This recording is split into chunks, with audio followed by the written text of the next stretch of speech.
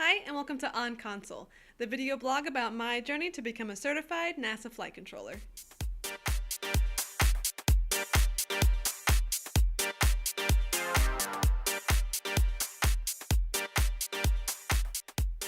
Hi again, Jenny here.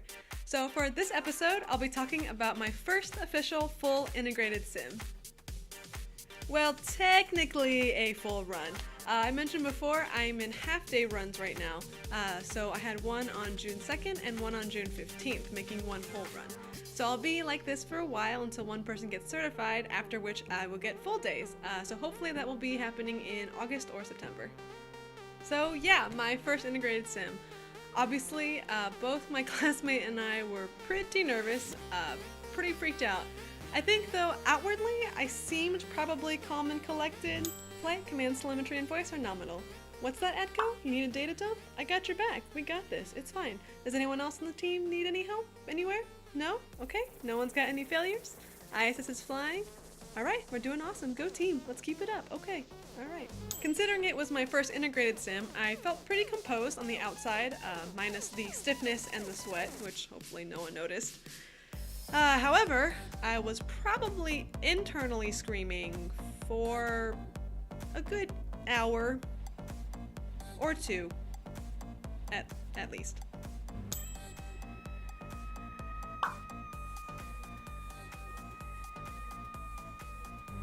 The nice thing about my first integrated sim run that kind of helped me ease into it was that the flight control positions were pretty much the same as what I'd had in mini sims, with no new ones added yet. That will change by my next one on July 13th, where new ones will be there. As far as the cases, they were pretty challenging, not the most difficult we've ever had, but we definitely hit the ground running. And I can talk a little bit more about the integrated sims and their cases because each one is specifically scripted for the person on console and their weaknesses. That first run, and these are mostly the cases that impacted me, there were others as well. It started with a cooling and thermal situation where my main role was just to watch my boxes, make sure they didn't overheat, and keep them safe. It was followed by a computer problem that impacted primarily Adco and myself, and later on in the sim, almost threw us into low data rate. So if you remember from a video way back when, low data rate, the main impacts are a much slower connection to and from the ISS.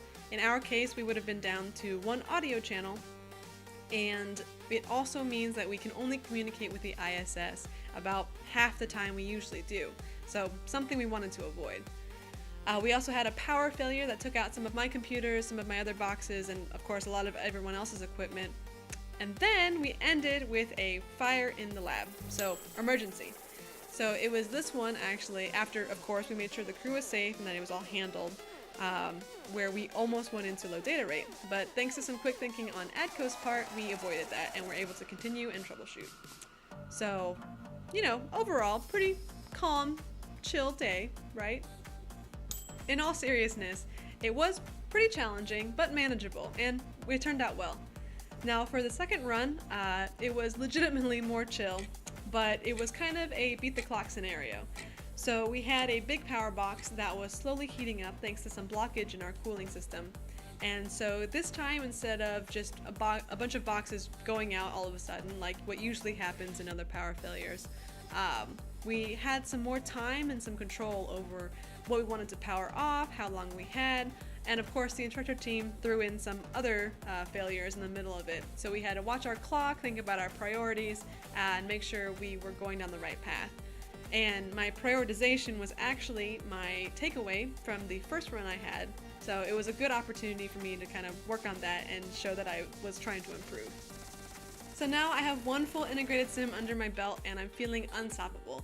Of course, continuing to get some great feedback from my mentors and my teammates, so I'm going to continue to work on my prioritization, making sure that the crew is getting my messages and that they're clear and accurate and following through, making sure they're actually getting it. And then also making sure not to get tunnel vision and keeping that big picture in mind. Also, I've been told that sometimes I start to speed up and talk really fast in the flight loop and then my teammates can't really hear me and no one else can really hear me. It's really bad for you to do because no one can really understand you. Anyway, so yeah, these are the things and more, of course, that I'm going to continue to work on as I move forward with my integrated sims. That's all for this episode. Be sure to check out my other sites and pages and take a look at the first or previous episodes if you haven't already. Well, as always, thank you so much for watching, and I hope to see you next time and for many more as we get one step closer to being on console. Thanks, and have a great week!